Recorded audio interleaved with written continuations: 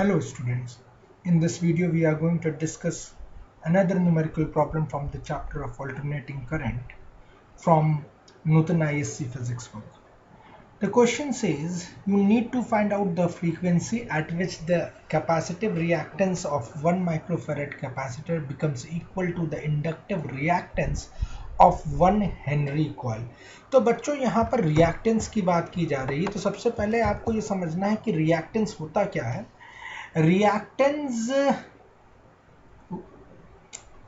Ratio of voltage to the current है, voltage across either any capacitor or inductor to the current flowing in any AC circuit.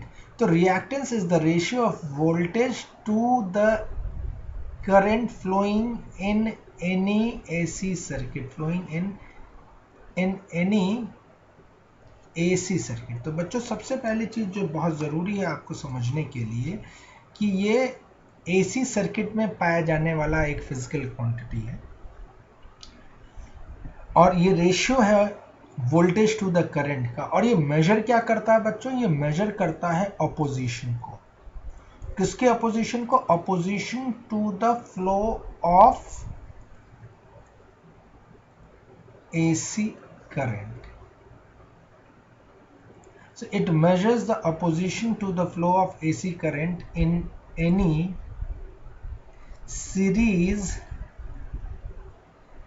Series circuit comprising of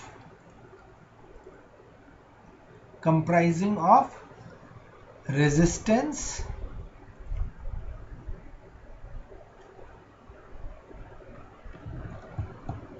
comprising of capacitance and inductance or inductance, capacitance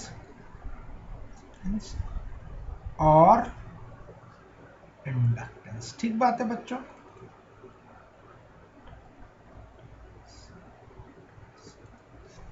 अब जो reactance है वो दो अलग अलग तरह के होते हैं। कैपेसिटर के लिए जो रिएक्टेंस मिलता है उसे आप कैपेसिटिव रिएक्टेंस कहते हैं और उसका सिंबल बच्चों XC से लिखा जाता है और XC की वैल्यू हो जाती 1/ωc।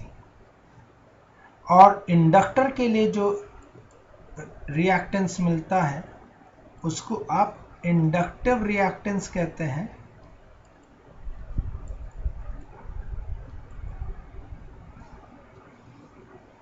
और वो एक्सेल सिंबल से लिखा जाता है जिसकी वैल्यू होती ω_L। तो बच्चों ये बात एक थोड़ा सा क्विक रिवीजन दे दिया मैंने आपको रिएक्टेंस के बारे में। तो reactance opposition to the flow of AC current in any series circuit comprising either of capacitor और inductor। दो तरह के रिएक्टेंस है, कैपेसिटिव रिएक्टेंस और inductive reactance. Now coming back to the question, यहाँ क्वेश्चन क्या कह रहा है?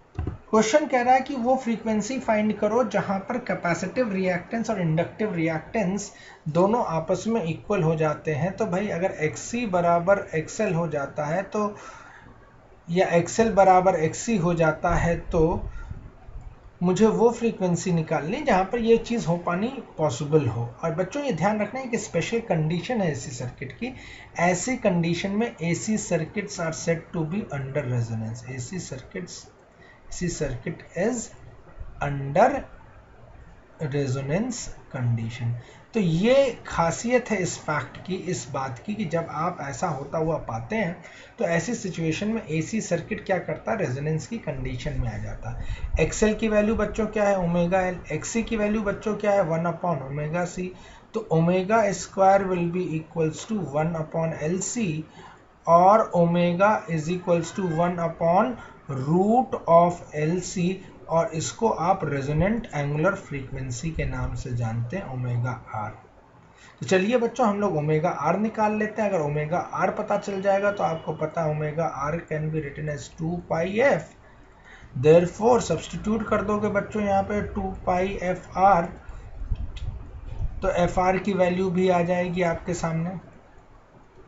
देयरफॉर FR की वैल्यू कितनी हो जाएगी? 1/2π under the root of LC।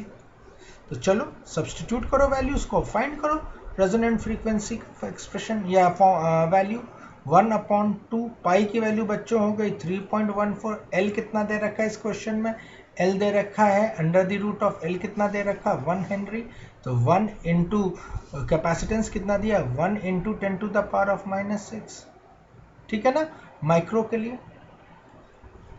इसको सॉल्व कर लो तो this will be equals to 1/2 into 3.14 और ये 10⁻⁻⁶ सॉल्व करके हो जाएगा 10⁻⁻³ -3 ऊपर गया तो ऊपर आके हो गया 10⁻³ डिवाइडेड बाई 2 इंटू 3.14 बच्चों। और इसको सॉल्व करोगे तो क्या निकल के आता है, लेट्स कैलकुलेट इट अप। और ये सॉल्व होके आ जाएगा बच्चों 159.24 हर्ट्ज। ठीक है बच्चों 159.24 हर्ट्ज।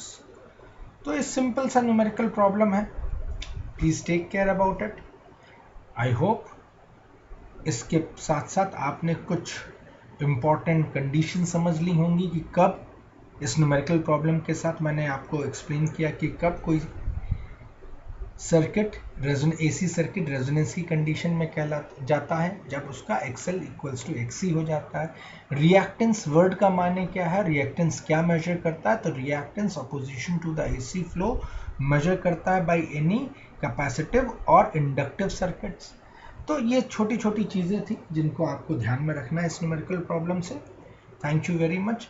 अगर ये न्यूमेरिकल प्रॉब्लम्स आपको हेल्प करते हैं आपकी understanding towards physics and numerical solving approach को इम्प्रूव करते हैं फ्रेंड्स, तो मैं आपसे इतना रिक्वेस्ट करूंगा कि आप मेरे इस वीडियो को लाइक, सब्सक्राइब और शेयर करें अपने फ्रेंड्स और अपने क्लासमेट्स के साथ। Thank you very much.